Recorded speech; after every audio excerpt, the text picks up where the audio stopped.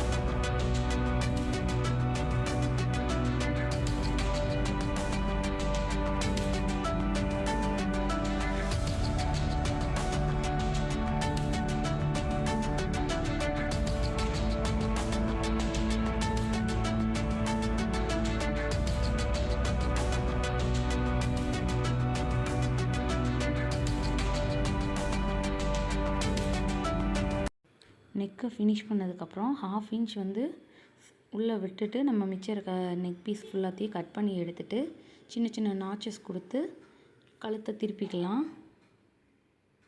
Canvas கொடுத்து நம்ம finish பண்ணால் தான் நீட்டாக இருக்கும். ஃபினிஷ் பண்ணிவிட்டு இப்போ ரோப் நம்ம ஸ்டிச் பண்ணி வச்சுருக்கதை இதில் நம்ம ஜிக்ஸாக்காக கோர்த்து எடுத்துக்கணும். ஜிக்ஸாக்காக கோர்த்ததுக்கு அப்புறம் தான் நம்ம கீழே இருக்க அந்த ஹேங்கிங்க்கு வைக்கிற அந்த டேசல்ஸ் ஸ்டிச் பண்ணணும்.